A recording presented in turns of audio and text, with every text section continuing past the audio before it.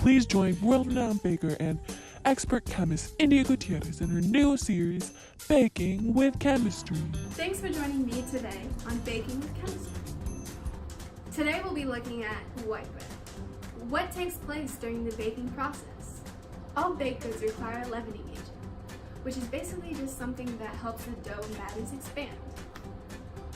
Examples can include water, steam, as well as yeast, baking powder, and baking soda. Today's white bread recipe will be including yeast.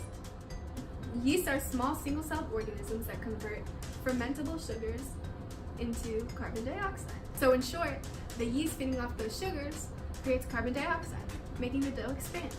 The yeast breaking down the sugars into carbon dioxide, ethanol, flavor molecules, and energy is known as fermentation.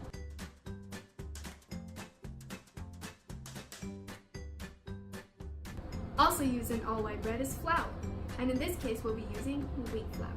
Wheat flour contains two proteins, glutenin and gliadin, which, when combined with water, can create gluten.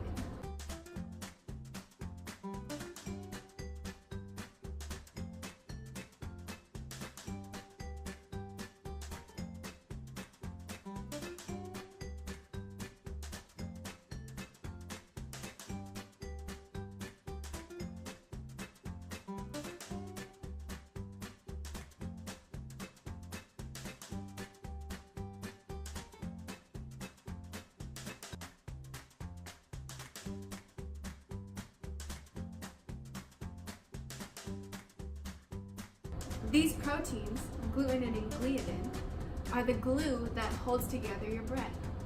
It also helps the bread keep its shape. The mixing technique most helpful while mixing together your dough is known as kneading. Kneading warms and stretches the glue and strands created by the gliadin and gluten. Kneading is a key process for doughs utilizing yeast. A dough that's not kneaded enough can result in your loaf being heavy and dense.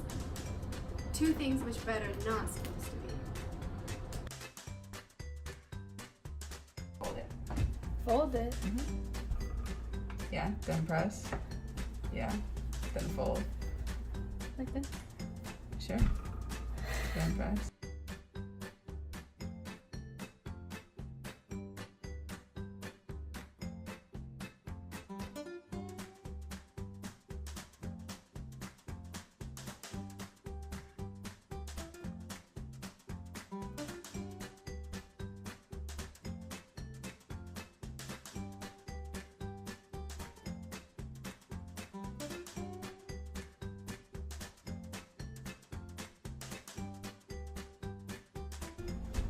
Good in here.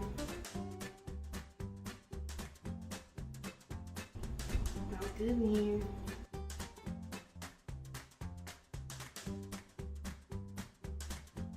The dough is finally cooked.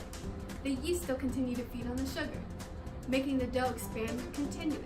During the baking process, the temperature of the dough continuously rises. This causes the yeast to eventually die, the gluten to harden, and the dough to solidify. When you have that, you have bread! We learned about the chemistry that goes on behind the scenes behind your typical, everyday white bread. Now you can do whatever you choose with that bread. Here's an example. Yeah!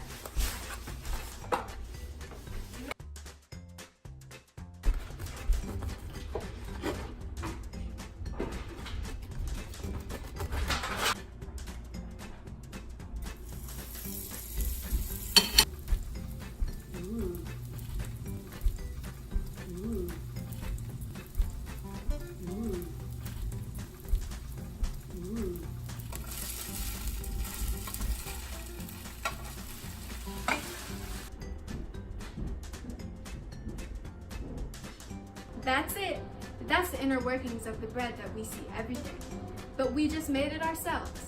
Thank you all so much for joining me on my very first episode of Baking with Chemistry with me, India Gutierrez. See you next time when we'll be making biscuits.